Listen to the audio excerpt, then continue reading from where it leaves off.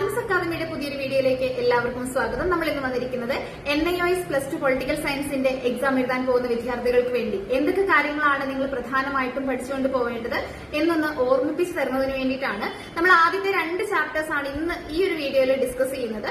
ബാക്കി ചാപ്റ്റേഴ്സ് നമ്മൾ അടുത്തടുത്ത ഘട്ടങ്ങളിലായിട്ട് നിങ്ങളിലേക്ക് എത്തിക്കുന്നതായിരിക്കും.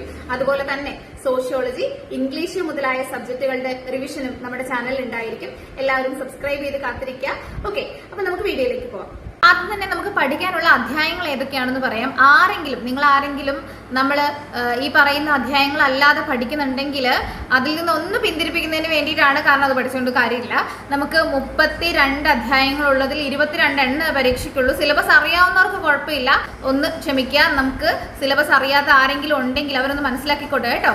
അപ്പോൾ distinction between society, nation, state and government, major political theories ആദ്യത്തെ മൊഡ്യൂളിൽ നമുക്ക് പഠിക്കാനുള്ളത്. പിന്നെ fundamental rights, directive principles of state policy and fundamental duties. പിന്നെ Indian federal system, emergency provisions second മൊഡ്യൂളിൽ നിന്ന് പഠിക്കാനുള്ളത്. തേർഡ് മൊഡ്യൂൾ വരുമ്പോൾ union executive, parliament of India, supreme court of India, high courts and subordinate courts, local government, urban and rural. പിന്നെ വരുമ്പം electoral system in India, national political parties, regionalism and regional parties, public opinion and pressure group എന്ന് പറഞ്ഞ അധ്യായങ്ങൾ. അതിനുശേഷം എൻവയോൺമെന്റൽ awareness, good governance, human rights. പിന്നെ India's foreign policy, India and its neighbours, China, Pakistan and Sri Lanka. പിന്നെ നമുക്ക് വരുന്നത് ഓപ്ഷണൽ ഏരിയ. അതിൽ യുണൈറ്റഡ് നേഷനേക്കാളും ഒക്കെ പഠിക്കാൻ കുറച്ചും കൂടി നമുക്ക് PSC ഒക്കെ കേട്ട് പരിചയമുള്ള ആൾക്കാരല്ലേ. അപ്പോൾ പബ്ലിക് സർവീസ് കമ്മീഷനും പൊളിറ്റിക്കൽ എക്സിക്യൂട്ടീവ് ആൻഡ് ബ്യൂറോക്രസി ആയിരിക്കും കുറച്ചും കൂടി എളുപ്പം. ഞാൻ അതിനെക്കുറിച്ചാണ് സംസാരിക്കുന്നത്. ഓക്കെ, അപ്പോൾ നമുക്ക് ഇത്രയും ചാപ്റ്റേഴ്സ് ആണ് പഠിക്കാനുള്ളത് എന്നൊന്ന് പറഞ്ഞൊന്ന് മാത്രമേ ഉള്ളൂ. നമുക്ക് ആദ്യത്തെ 2 ചാപ്റ്റേഴ്സിന്റെ റിവിഷനിലേക്ക് പോകാം. Third chapter, distinction between society, nation, state and government. ഈ ഒരു ചാപ്റ്ററിൽ നിന്ന് നിങ്ങൾ പഠിക്കേണ്ടത് സ്റ്റേറ്റും സൊസൈറ്റിയും, അല്ലെങ്കിൽ നേഷനും സ്റ്റേറ്റും, അതുപോലെ തന്നെ ഗവൺമെന്റും സ്റ്റേറ്റും, ഇതൊക്കെ തമ്മിലുള്ള വ്യത്യാസങ്ങളാണ് പഠിക്കേണ്ടത്. ആ വ്യത്യാസങ്ങൾ പഠിക്കുന്നതിന്റെ കൂട്ടത്തിൽ ഓട്ടോമാറ്റിക്കലി ഈ പറഞ്ഞ സൊസൈറ്റി എന്താണ്, നേഷൻ എന്താണ്, സ്റ്റേറ്റ് എന്താണ്, ഗവൺമെന്റ് എന്താണെന്നുള്ളത് കവർ ചെയ്ത് പോകും. അപ്പോൾ അത് സെപ്പറേറ്റ് പഠിച്ചിട്ട് പിന്നെ ഈ പറയുന്നത് പോലെ ഒരു ഡിഫറൻസ് പഠിക്കേണ്ട കാര്യമില്ല.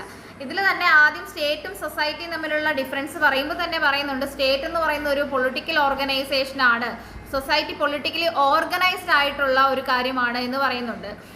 അതായത് നമ്മൾ നോക്കുമ്പോൾ സൊസൈറ്റി ഒരു സോഷ്യൽ ഓർഗനൈസേഷൻ ആണ്, സ്റ്റേറ്റ് എന്ന് പറയുന്ന ഒരു പൊളിറ്റിക്കൽ ഓർഗനൈസേഷൻ ആണെന്ന് പറഞ്ഞു പോകുന്നുണ്ട്. അതുപോലെ തന്നെ ഒറിജിൻ്റെ ബേസിസിൽ പറയുകയാണെങ്കിൽ സൊസൈറ്റി എന്ന് പറയുന്നത് സ്റ്റേറ്റിന് മുമ്പേ ഉണ്ടാവുന്നതാണ്. അതായത് സ്റ്റേറ്റ് ഉണ്ടാവുന്നതിന് മുമ്പാണ് സൊസൈറ്റി, അല്ലെങ്കിൽ സൊസൈറ്റി ഉണ്ടായി കഴിഞ്ഞതിന് ശേഷം മാത്രമാണ് സ്റ്റേറ്റ് ഉണ്ടാവുന്നതെന്നുള്ളൊരു ധാരണ നമുക്ക് ഉണ്ടായിരിക്കണം. അതുപോലെ തന്നെ ഒരു സ്റ്റേറ്റിന് മുമ്പുള്ള ഒരു കാര്യം എന്ന നിലയ്ക്ക് സൊസൈറ്റി എന്ന് പറയുന്നത് നാച്ചുറലായിട്ട് ഉണ്ടാവുന്ന ഒരു കാര്യമാണ് സൊസൈറ്റി എന്ന് പറയുന്നത്. സ്റ്റേറ്റ് എന്ന് പറയുന്നത് ആർട്ടിഫിഷ്യലായിട്ട് ഉള്ളതാണ് എന്നുകൂടി മനസ്സിലാക്കുക. ഇനി അതുപോലെ തന്നെ സ്റ്റേറ്റ് എക്സിസ്റ്റ് ചെയ്യുന്നത് സൊസൈറ്റിയുടെ ആവശ്യങ്ങൾ നിറവേറ്റുന്നതിന് വേണ്ടിയിട്ടാണ് എന്നുള്ള ഒരു പോയിന്റും കൂടി അടുത്തതിൽ നിന്ന് നമ്മൾ മനസ്സിലാക്കണം. ഇനി അതുപോലെ തന്നെ അടുത്ത ഒരു പോയിന്റിലേക്ക് ഞാൻ അങ്ങനെ ഒരുപാട് എക്സ്പ്ലെയിൻ ചെയ്യുന്നില്ല, കുറച്ച് കാര്യങ്ങൾ പറയുന്നുള്ളൂ. സ്റ്റേറ്റ് എക്സിസ്റ്റ് ചെയ്യുന്നത് എന്തിനു വേണ്ടിയിട്ടാണ്? സൊസൈറ്റിയുടെ കാര്യങ്ങൾ, സൊസൈറ്റിയിൽ കൃത്യമായിട്ടും കാര്യങ്ങൾ നടക്കുന്നതിന് വേണ്ടിയിട്ടാണ്, ജനങ്ങളുടെ ആവശ്യങ്ങൾ നിറവേറ്റുന്നതിന് വേണ്ടിയിട്ടാണ്. പിന്നെ സ്റ്റേറ്റിന് പരമാധികാരമുണ്ട്. ഒരു സൊസൈറ്റിക്ക് ഒരിക്കലും പരമാധികാരം എന്ന് പറയുന്നൊരു കാര്യം ഇല്ല എന്നും കൂടി മനസ്സിലാക്കുക. അതുപോലെ തന്നെ സ്റ്റേറ്റിന് ഡെഫിനറ്റ് ആയിട്ടുള്ള ടെറിട്ടറി ഉണ്ട്, അതായത് കൃത്യമായിട്ടുള്ള അതിർത്തി ഉണ്ട്. അതേസമയം സൊസൈറ്റിയെ സംബന്ധിച്ച് അങ്ങനെ ഒരു അതിർത്തി, ഒരു ബൗണ്ടറി പറയേണ്ട കാര്യം വരുന്നില്ല. ഇനി ചില സൊസൈറ്റികൾക്ക് അങ്ങനെ ബൗണ്ടറീസ് ഉണ്ട് താനും കേട്ടോ. അപ്പോൾ സ്റ്റേറ്റിന് കൃത്യമായിട്ടും ബൗണ്ടറി ഉണ്ട്. സ്റ്റേറ്റ് എന്ന് പറയുന്ന ആ ഒരു കോൺസെപ്റ്റ് തന്നെ ബൗണ്ടറി ഉള്ളതാണ്. സൊസൈറ്റിക്ക് അങ്ങനെ നിർബന്ധമായിട്ട് ഈ ബൗണ്ടറി ഇഷ്യൂ ഇല്ല. അതുപോലെ തന്നെ സ്റ്റേറ്റിനെ സംബന്ധിച്ച് നമ്മൾ പറയുകയാണെങ്കിൽ, പിന്നൊരു പോയിന്റ് പറയുകയാണെങ്കിൽ അവിടെ ജനറൽ റൂൾസ് ഓഫ് കണ്ടക്ട് ഉണ്ട്. അതായത് കൃത്യമായിട്ടുള്ള നിയമങ്ങളും കാര്യങ്ങളും ഒരു സ്റ്റേറ്റിനെ സംബന്ധിച്ചുണ്ട്. സൊസൈറ്റിയെ സംബന്ധിച്ച് പറയുകയാണെങ്കിൽ സൊസൈറ്റിക്ക് അൺറിട്ടൺ ആയിട്ടുള്ള, എഴുതപ്പെടാത്ത, ഇൻഡെഫിനിറ്റ് ആയിട്ടുള്ള കുറച്ച് നിയമങ്ങളെന്ന് നമുക്ക് പറയാൻ പറ്റത്തില്ല. കുറച്ച് ആചാരങ്ങളും അനുഷ്ഠാനങ്ങളും അങ്ങനെ തുടങ്ങി കുറച്ച് നാട്ടു നടപ്പുകളും എന്നൊക്കെ പറയുന്ന ആ ഒരു ലെവലിൽ കണ്ടാൽ മതി അതിനെ. അതുപോലെ തന്നെ സ്റ്റേറ്റ് ലോസ് എന്ന് പറയുന്നത്, സ്റ്റേറ്റിന്റെ നിയമങ്ങൾ എന്ന് പറയുന്നത് ബൈൻഡിങ് ആണ്, നിർബന്ധമായിട്ടും അനുസരിക്കേണ്ടതാണ് സ്റ്റേറ്റിന്റെ ലോ എന്ന് പറയുന്നത്. അത് നമ്മൾ വയലേറ്റ് ചെയ്ത് കഴിഞ്ഞാൽ പണിഷ്മെന്റും കാര്യങ്ങളും ഒക്കെ ഉണ്ട്. അതേസമയം സൊസൈറ്റിയിലെ ഇത്തരം നമ്മൾ നേരത്തെ പറഞ്ഞതുപോലെ ചില നാട്ടു നടപ്പുകളും സൊസൈറ്റിയിൽ പാലിക്കേണ്ടതായിട്ടുള്ള ചില രീതികളും ഒക്കെ ഉണ്ടല്ലോ, ഓരോ സൊസൈറ്റിക്കും വ്യത്യസ്തമായിരിക്കും. അപ്പോൾ അത് ആ ഒരു രീതിക്ക് ചെയ്തില്ല എന്നുണ്ടെങ്കിൽ സോഷ്യൽ ബോയ്ക്കോട്ടാണ്, സമൂഹത്തിൽ നിന്നേ ഒഴിവാക്കും, സോഷ്യൽ എക്സ്ക്ലൂഷൻ ആണ് സംഭവിക്കുന്നത് എന്നൊന്ന് മനസ്സിലാക്കുക. ഇതുപോലെയാണ് നമ്മൾ ഡിഫറൻസ് മനസ്സിലാക്കേണ്ടത്.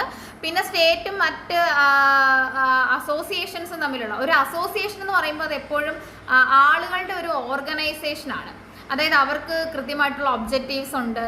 അപ്പോൾ ആ ഒരു തരത്തിൽ നിങ്ങൾ സ്റ്റേറ്റും അസോസിയേഷനും തമ്മിലുള്ള ഡിഫറൻസ് പഠിക്കണം. അപ്പോൾ അസോസിയേഷൻ എന്ന് പറയുമ്പോൾ കൃത്യമായിട്ടും അതിന് ലക്ഷ്യങ്ങളുണ്ട്, ആ ലക്ഷ്യങ്ങൾ നിറവേറ്റുക എന്നുള്ള ആ ഒരു ഉദ്ദേശത്തോടു കൂടി പ്രവർത്തിക്കുന്ന കുറച്ച് ആളുകളും അതിനകത്തുണ്ട്. സ്റ്റേറ്റിനും ഈ പറഞ്ഞതുപോലെ ലക്ഷ്യങ്ങളുണ്ട്. പക്ഷെ അസോസിയേഷനെ സംബന്ധിച്ച് നോക്കുകയാണെങ്കിൽ അസോസിയേഷന് സ്പെസിഫിക് ആയിട്ടുള്ള ഗോൾസ് വരുമ്പോൾ സ്റ്റേറ്റിന് ജനറൽ ആയിട്ടുള്ള കുറേ ലക്ഷ്യങ്ങൾ ഉണ്ടായിരിക്കും എന്നുള്ളത് ഒരു വ്യത്യാസം നമുക്ക് പറയാൻ പറ്റും. ഒരേ സമയം നമുക്ക് ഒരു സ്റ്റേറ്റിലെ മെമ്പർ ആവാൻ പറ്റുള്ളൂ, പക്ഷെ ഒരുപാട് അസോസിയേഷനുകളിൽ നമുക്ക് മെമ്പർ ആവാൻ പറ്റും. അതുപോലെ തന്നെ എല്ലാ അസോസിയേഷനുകൾക്കും ഓരോ ടെറിട്ടറി ബേസ് ഒക്കെ ഉണ്ടായിരിക്കും. പക്ഷെ നമ്മൾ സ്റ്റേറ്റ് എന്ന അസോസിയേഷനെ കുറിച്ച് ചിന്തിക്കുമ്പോൾ അതിനൊരു ഡെഫിനിറ്റ് ടെറിട്ടറി ഉണ്ടായിരിക്കും. പക്ഷേ മറ്റ് അസോസിയേഷനുകളെ കുറിച്ച് ചിന്തിക്കുമ്പോൾ അതിന് പെർമനൻ്റ് ആയിട്ടുള്ള ടെറിട്ടറി അങ്ങനെ ഉണ്ടാവണമെന്നൊന്നും ഇല്ല എന്നുള്ളതും ഒരു വ്യത്യാസമായിട്ട് പറയാം. അസോസിയേഷനുകളെ സംബന്ധിച്ച് അവയ്ക്ക് ഇങ്ങനെ സ്പെസിഫിക് ആയിട്ടുള്ള ഗോൾസ് ആയിരിക്കും ഉണ്ടായിരിക്കുക. പക്ഷേ അതേസമയം സ്റ്റേറ്റിന് പൊതുവായ ലക്ഷ്യങ്ങളാണ്, അസോസിയേഷനുകളെ സംബന്ധിച്ച് പ്രത്യേക ലക്ഷ്യങ്ങളൊക്കെ ആയിരിക്കും ഉണ്ടാവുക. പിന്നെ ഒരു സ്റ്റേറ്റിന്റെ ക്യാരക്ടറിസ്റ്റിക്സ് നമ്മൾ പറയുകയാണെങ്കിൽ അതിനൊരു നാഷണൽ ക്യാരക്ടറിസ്റ്റിക്സ് ആണ്. പക്ഷേ അസോസിയേഷനുകളെ സംബന്ധിച്ച് പറയുകയാണെങ്കിൽ അത് ലോക്കൽ ആവാം, പ്രൊവിൻഷ്യൽ ആവാം, നാഷണൽ ആവാം, ഇന്റർനാഷണൽ വരെ ആകാം. പിന്നെ the other association differ from the state insofar as they are not sovereigns while the state is. പിന്നെ മറ്റ് അസോസിയേഷനുകളെ സംബന്ധിച്ച് പറയുകയാണെങ്കിൽ സ്റ്റേറ്റും ഒരു അസോസിയേഷനൊക്കെ തന്നെ, പക്ഷേ സ്റ്റേറ്റ് എന്ന അസോസിയേഷന് പരമാധികാരമുണ്ട്, മറ്റ് അസോസിയേഷനുകൾക്ക് ഈ പരമാധികാരമില്ല. അതും ഒരു ചിന്തിക്കേണ്ട ഒരു വ്യത്യാസമാണ്. അതുപോലെ തന്നെ സ്റ്റേറ്റിന്റെ ലോസ് വയലേറ്റ് ചെയ്ത് കഴിഞ്ഞാൽ പണിഷ്മെന്റ് ഉണ്ട്, അതായത് ഇംപ്രിസോൺമെന്റ്, ജയിലിലൊക്കെ ഇടാനും ഒക്കെ പറ്റും അല്ലേ. അതേസമയം നമ്മൾ അസോസിയേഷന്റെ നിയമങ്ങൾ തെറ്റിച്ചു എന്നും പറഞ്ഞിട്ട് അങ്ങനെ മെമ്പേഴ്സിനെ ഫിസിക്കലി പണിഷ് ചെയ്യാനൊന്നും പറ്റില്ല. അതൊരു വ്യത്യാസമായിട്ട് പറയാവുന്നതാണ്. അതുപോലെ സ്റ്റേറ്റും ഗവൺമെന്റും തമ്മിലുള്ള വ്യത്യാസം, സ്റ്റേറ്റിന്റെ ഒരു എലമെന്റ് ആണ് ഗവൺമെന്റ് എന്നുള്ളതാണ് ഏറ്റവും വലിയൊരു വ്യത്യാസം എന്ന് പറയുന്നത്. അതുപോലെ സ്റ്റേറ്റ് പെർമനന്റ് ആയിട്ടുള്ള ഒരു ഇൻസ്റ്റിറ്റ്യൂഷൻ ആണ്, ഗവൺമെന്റ് അങ്ങനെ പെർമനന്റ് അല്ല, ഒരിക്കലും ഗവൺമെന്റ് പെർമനന്റ് അല്ല. നമ്മുടെ ഇന്ത്യയിൽ തന്നെ ഒന്ന് ഓർത്ത് നോക്കി, 5 വർഷം കൂടുമ്പോൾ ഗവൺമെന്റ് മാറും അല്ലേ. സ്റ്റേറ്റിന് കൃത്യമായിട്ടുള്ള ഒരു അതോറിറ്റി ഉണ്ട്, ഇൻഹറന്റ് ആയിട്ടുള്ള ഒരു അതോറിറ്റി ഉണ്ട്. അതേസമയം ഗവൺമെന്റിന് എപ്പോഴാണ് അധികാരം കിട്ടുന്നത്? ഇലക്ഷനിലൊക്കെ ജയിച്ച് അല്ലേ, അങ്ങനെ വന്ന് ഗവൺമെന്റ് ആകുമ്പോൾ കിട്ടുന്ന അധികാരമുള്ളൂ. പിന്നെ ആ ഗവൺമെന്റ് മാറുമ്പോൾ അടുത്ത ഗവൺമെന്റ് വരുമ്പോൾ ഇത് അങ്ങനെ പാസ് ചെയ്തു പോകുന്നതാണ്. ഇൻഹറന്റ് ആയിട്ട് അങ്ങനെ സ്വമേധയാ ഉള്ള അധികാരം എന്തിനു മാത്രമേ ഉള്ളൂ? സ്റ്റേറ്റിന് മാത്രമേ ഉള്ളൂ. അങ്ങനെ കുറച്ച് ഡിഫറൻസ് ഇതിൽ പഠിക്കാനുണ്ട്. അപ്പം നിങ്ങളത് ബാക്കിയും കൂടി വായിച്ചു നോക്കുക. നമുക്ക് എല്ലാം കൂടി ഇങ്ങനെ പറഞ്ഞു തരാനും സമയമില്ല. മാത്രമല്ല നിങ്ങൾ പ്രതീക്ഷിച്ചിരിക്കുന്നത് ഇമ്പോർട്ടൻറ്റ് ക്വസ്റ്റ്യൻസ് ആണല്ലോ. ഇനി അടുത്തത് സ്റ്റേറ്റും നേഷനും തമ്മിലുള്ള ഒരു വ്യത്യാസത്തിലേക്ക് വന്നു കഴിഞ്ഞാൽ, സ്റ്റേറ്റും നേഷനും തമ്മിലുള്ള വ്യത്യാസമാണ്. അപ്പോൾ സ്റ്റേറ്റ് പലപ്പോഴും ദേശത്തിൽ നിന്നുണ്ടാവാറുണ്ട്, അതായത് ഒരു ദേശത്തിൻ്റെ ഐക്യത്തിൽ നിന്ന് സ്റ്റേറ്റ് ഫോം ചെയ്യാറുണ്ട്. പക്ഷേ എല്ലാ നേഷനും അങ്ങനെ സ്റ്റേറ്റ് ആവണം എന്നില്ല എന്നുള്ളതൊന്ന് മനസ്സിലാക്കുക. അതുപോലെ തന്നെ സ്റ്റേറ്റ് എന്ന് പറയുന്നത് ഒരു സ്റ്റേറ്റ് ആയിരിക്കുന്നത് അതിന് പരമാധികാരം ഉള്ളത് കൊണ്ടാണ്. പക്ഷേ ഒരു നേഷനെ സംബന്ധിച്ച് അതിന് പരമാധികാരം എന്ന ആ ഒരു സവിശേഷത അങ്ങനെ ഉണ്ടാവണം എന്നില്ല കേട്ടോ. അതായത് sovereignty is the chief characteristics of state, it is not a feature of the nation. നേഷൻ്റെ ഒരു ഫീച്ചർ അല്ല പരമാധികാരം എന്ന് പറയുന്നത്. ഇനി സ്റ്റേറ്റ് എന്ന് പറയുന്നത് ഒരു പൊളിറ്റിക്കൽ കോൺസെപ്റ്റ്, ഒരു രാഷ്ട്രീയപരമായിട്ടുള്ള ഒരു കോൺസെപ്റ്റാണ് സ്റ്റേറ്റ് എന്ന് പറയുന്നത്. അതേസമയം നേഷൻ എന്ന് പറയുന്നത് സാംസ്കാരികപരവും മാനസികപരവും ഒക്കെ ആയിട്ടുള്ള ഒരു കോൺസെപ്റ്റാണ് എന്ന് മനസ്സിലാക്കാം. ഒരു സ്റ്റേറ്റിനെ സംബന്ധിച്ച് ആൾക്കാരെ ഒരുമിപ്പിച്ച് നിർത്തുന്നത് അവിടുത്തെ നിയമങ്ങളാണ്. അതുപോലെ തന്നെ നേഷനെ കുറിച്ച് പറയുകയാണെങ്കിൽ അവിടെ സെൻറ്റിമെൻറ്റ്സും ഇമോഷൻസും ഒക്കെയാണ്. തങ്ങളുടെ സംസ്കാരം, ഒരേപോലെ സംസാരിക്കുന്ന ഭാഷ, അങ്ങനെയുള്ള കാര്യങ്ങളൊക്കെയാണ് ഒരു നേഷനെ സംബന്ധിച്ച് ആൾക്കാരെ ഒരുമിപ്പിച്ച് കണക്ട് ചെയ്യിപ്പിക്കുന്ന ഒരു കാര്യം. ഇനി അടുത്ത പോയിന്റിലേക്ക് വന്നാലും സ്റ്റേറ്റിനെ സംബന്ധിച്ച് ഒരു എലമെന്റ് ഓഫ് ഫോഴ്സ് ഉണ്ട് അവിടെ. സ്റ്റേറ്റ് ലോ എന്ന് പറയുന്നത് എല്ലാവരുടെയും മേലെ ബൈൻഡിങ് ആണ്. അതേസമയം ഒരു നേഷൻ എന്ന് പറയുമ്പോൾ നമ്മൾ ചിന്തിക്കേണ്ടത് അങ്ങനെ ഒരു എലമെന്റ് ഓഫ് പെർസ്വാഷൻ, അങ്ങനെ ഒരു അടിച്ചേൽപ്പിക്കപ്പെട്ട കുറേ കാര്യങ്ങൾ ഒരു നേഷനെ സംബന്ധിച്ചില്ല. തങ്ങൾ ഒന്നാണെന്നുള്ള ഒരു ഫീലിങ്സോട് കൂടിയിട്ട് അവർ പോകുന്നതാണ്. പിന്നെ അതുപോലെ സ്റ്റേറ്റിനെ സംബന്ധിച്ച് പറയുകയാണെങ്കിൽ അതിന് 4 എലമെന്റ് ഉണ്ട്. അതായത് population, fixed territory, government and sovereignty. ഈ 4 എലമെന്റുകളും നമുക്ക് ബൈഹാർട്ടായിരിക്കണം. ചിലപ്പോൾ MCQസിലൊക്കെ വരാം നമുക്ക്. സ്റ്റേറ്റിന്റെ 4 element: population, fixed territory, government and sovereignty. അതായത് ജനസംഖ്യ, നിശ്ചിത ഭൂപ്രദേശം, ഗവൺമെന്റ്, പരമാധികാരം എന്നിങ്ങനെ. അപ്പോൾ ആ എലമെന്റുകളോട് കൂടി ചേർന്നതാണ് ഒരു സ്റ്റേറ്റ് എന്ന് പറയുന്നത്. നേഷനെ സംബന്ധിച്ച് അങ്ങനെ ഒരു ഡെഫിനറ്റ് ആയിട്ടുള്ള കുറച്ച് എലമെന്റുകളൊന്നും നമുക്കങ്ങനെ പറയാനില്ല. ചിലപ്പോൾ അത് പൊതുവായ ഒരു മതത്തിന്റെ പേരിലോ അല്ലെങ്കിൽ പൊതുവായ സംസ്കാരത്തിന്റെ പേരിലോ ഒക്കെ അങ്ങനെ ആയിത്തീരാം, പൊതുവായ ഭാഷ സംസാരിക്കുന്നത് കൊണ്ടും ഒക്കെ. ഇനി സ്റ്റേറ്റ് എന്ന് പറയുന്നത് ഒരു നേഷനേക്കാളും വലുതാവാം ചിലപ്പോൾ.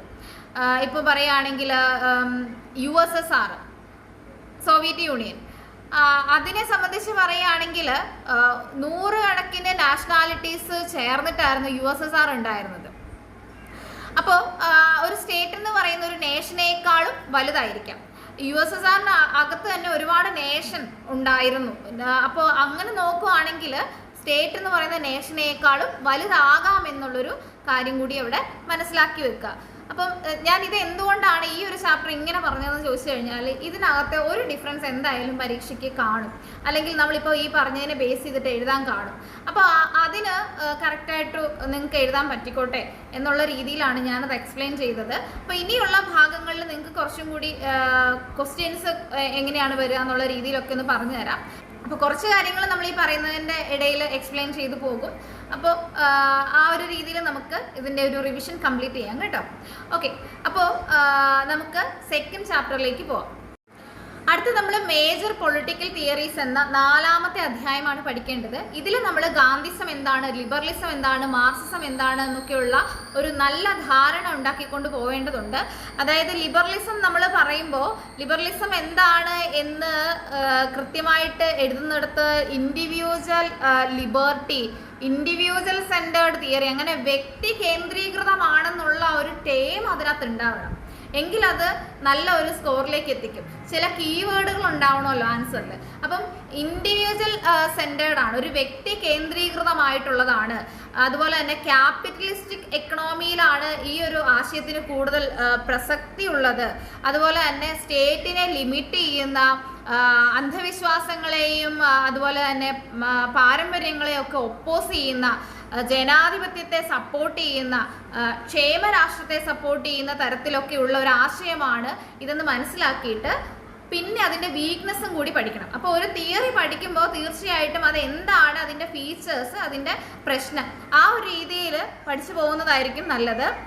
അതുപോലെ മാർക്സിസം പഠിക്കുമ്പോൾ തീർച്ചയായിട്ടും എല്ലാ സമൂഹത്തിലും 2 ക്ലാസ് ഉണ്ട്. ഈ 2 ക്ലാസ് ഉണ്ടെന്നുള്ളൊരു കാര്യം മാർക്സിസം എന്ന് പറഞ്ഞ ടോപ്പിക്കിനകത്ത് നിങ്ങൾ എഴുതിയിട്ടുണ്ടോ നിങ്ങൾക്ക് മാർക്ക് കിട്ടും. അതായത് അപ്പർ ക്ലാസ്സും ലോവർ ക്ലാസ്സും, അല്ലെങ്കിൽ മുതലാളിയും തൊഴിലാളിയും. ഈ ഒരു ഐഡിയ കൃത്യമായിട്ടും ഇപ്പോൾ നിങ്ങൾക്ക് അല്ലാതെ സവർണൻ, അവർണൻ ആ രീതിയിലും എഴുതാം. അപ്പോൾ ഇത്തരത്തിൽ 2 ക്ലാസ് ഉണ്ട്. ഇതിൽ അപ്പർ ക്ലാസ് ലോവർ ക്ലാസ്സിനെ ചൂഷണം ചെയ്യുന്നു എന്നുള്ളൊരു ആശയം അതിനകത്ത് വന്നിട്ടുണ്ടെങ്കിൽ മാർക്സിസത്തിൽ നമുക്ക് പോയിന്റ് കിട്ടും, അവിടെ മാർക്ക് കിട്ടും. ശേഷം അതിൻ്റെ ബാക്കി കൂടി എഴുതണം. ഇങ്ങനെ 2 ക്ലാസ് ഉണ്ട്, ഇതിൽ അപ്പർ ക്ലാസ് ലോവർ ക്ലാസ്സിനെ ചൂഷണം ചെയ്യുന്നു. അപ്പം കാർൽ മാർക്സ് പറഞ്ഞതനുസരിച്ചിട്ട് ഇവിടെ തൊഴിലാളി വർഗ സർവാധിപത്യം വരണം, അത് വരും എന്നുള്ളതാണ് മാർക്സിസത്തിൽ പറയുന്നത്. അപ്പോൾ ഈ മാർക്സിസത്തെ കുറിച്ച് പഠിക്കുമ്പോൾ നമ്മൾ അതിൻ്റെ ബേസിക് പോസ്റ്റ്ലേറ്റ്സ് പഠിക്കാൻ മറക്കരുത്. അത് നമ്മുടെ ഗൈഡിലാണെങ്കിലും പുസ്തകത്തിലാണെങ്കിലും ഡീറ്റെയിൽ ആയിട്ട് കൊടുത്തിട്ടുണ്ട്. അപ്പോൾ മാർക്സിസത്തെ കുറിച്ച് എനിക്ക് അത്രയും കാര്യങ്ങളാണ് പഠിക്കണം എന്ന് പറയാനുള്ളത്. അടുത്തത് ഗാന്ധിസം ആണ്. ഗാന്ധിസം എന്ന് പറയുമ്പോൾ കാർൽ മാർക്സ് പറഞ്ഞു തന്നതുപോലെ അങ്ങനെ വ്യക്തമായിട്ടുള്ള ഒരു ഡെഫിനിഷനിൽ മഹാത്മാഗാന്ധി പറഞ്ഞു തന്ന ഒരു കാര്യം മാത്രമല്ല, മഹാത്മാഗാന്ധിയുടെ ജീവിത ശൈലിയിൽ നിന്നും അതുപോലെ തന്നെ അദ്ദേഹം എങ്ങനെയാണ് ഒരു ദേശം ഭരിക്കപ്പെടേണ്ടത്, അദ്ദേഹത്തിൻ്റെ ചില സങ്കല്പങ്ങൾ ഉണ്ടായിരുന്നു ഭരണത്തെക്കുറിച്ചൊക്കെയുള്ള, അതെല്ലാം കൂടെ കൂട്ടിയിട്ട് നമ്മൾ മനസ്സിലാക്കിയെടുത്ത ഗാന്ധിജിയുടെ ഐഡിയാസ് നമ്മൾ ഒരുമിച്ച് ചേർത്തിട്ടുണ്ടാക്കിയതാണ് ഈ ഗാന്ധിസം എന്ന് പറയുന്നത്. അപ്പോൾ ഗാന്ധിജിയെ സംബന്ധിച്ച് ഗാന്ധിജി വെസ്റ്റേൺ സിവിലൈസേഷൻ്റെ ഒരു വലിയ ക്രിട്ടിക്കായിരുന്നു. അതുപോലെ തന്നെ അദ്ദേഹം സ്റ്റേറ്റ് എന്ന് പറഞ്ഞ സങ്കല്പത്തിൽ വിശ്വസിച്ചിരുന്നില്ല. അതുപോലെ പോലീസ് വേണ്ട, അങ്ങനെ ഉള്ള ഭരണമല്ല നമുക്ക് വേണ്ടത്, ഗ്രാമങ്ങളെ ബേസ് ചെയ്തിട്ടുള്ള ഭരണമൊക്കെയാണ് നമുക്ക് വേണ്ടത്, ഗ്രാമീണ കോടതികളെ കുറിച്ചൊക്കെ അദ്ദേഹം പറഞ്ഞിരുന്നു. അതുപോലെ തന്നെ അധികാര വികേന്ദ്രീകരണത്തെക്കുറിച്ച് അദ്ദേഹം സംസാരിച്ചിരുന്നു. അതുപോലെ തന്നെ കുടിൽ വ്യവസായങ്ങളെ പ്രോത്സാഹിപ്പിക്കുന്നതിനും അതുപോലെ ഓരോ പൗരന്മാരും ട്രസ്റ്റികളായിട്ട് രാജ്യത്തിൻ്റെ ട്രസ്റ്റികളായിട്ട് പ്രവർത്തിക്കേണ്ടതിനെ കുറിച്ചൊക്കെയാണ് അദ്ദേഹം ഗാന്ധിസത്തിൽ പറഞ്ഞത്. അപ്പം ഗാന്ധിസം എന്ന ആ ഒരു ഐഡിയ എന്താണ്, അദ്ദേഹത്തിൻ്റെ ആ ഒരു ഐഡിയയിൽ എങ്ങനെയാണ് ഈ പറയുന്നത് പോലെ ഭരണം എന്നൊക്കെയുള്ള ആ ഒരു ബേസിക് ഐഡിയ നമുക്ക് ഉണ്ടായിരിക്കണം. അതുപോലെ തന്നെ സർവോദയ എന്ന ഒരു കോൺസെപ്റ്റിനെ കുറിച്ച് ഇവിടെ പറഞ്ഞിട്ടുണ്ട്. ആ ഒരു കോൺസെപ്റ്റ് എന്താണെന്ന് വ്യക്തമായിട്ട് മനസ്സിലാക്കിക്കൊണ്ട് പോകണം. അപ്പോൾ ഗാന്ധിജിയുടെ ഒരു സോഷ്യൽ ഫിലോസഫി തന്നെയായിരുന്നു ഈ സർവോദയ എന്ന് പറയുന്നത്. അതായത് നമ്മുടെ രാജ്യത്തുള്ള എല്ലാവരുടെയും ഉന്നമനമാണ്, അതായത് ഏറ്റവും താഴേക്കിടയിലുള്ളവരുടെ പോലും ഒരു ഉന്നമനമാണ് അതിൽ പറയുന്നത്. വ്യക്തമായിട്ട് നന്നായിട്ട് ഡിഫൈൻ ചെയ്ത് അത് എഴുതാൻ പാകത്തിന് പഠിച്ചിട്ട് പോകണം കേട്ടോ. അപ്പോൾ ഇത്രയും കാര്യങ്ങളാണ് നമുക്ക് സെക്കൻഡ് ചാപ്റ്ററിൽ നിന്ന് പഠിക്കാനുള്ളത്. അപ്പോൾ നിങ്ങൾക്ക് മനസ്സിലായി കാണും എന്തൊക്കെ കാര്യങ്ങൾ ശ്രദ്ധിക്കണം എന്നുള്ളത്.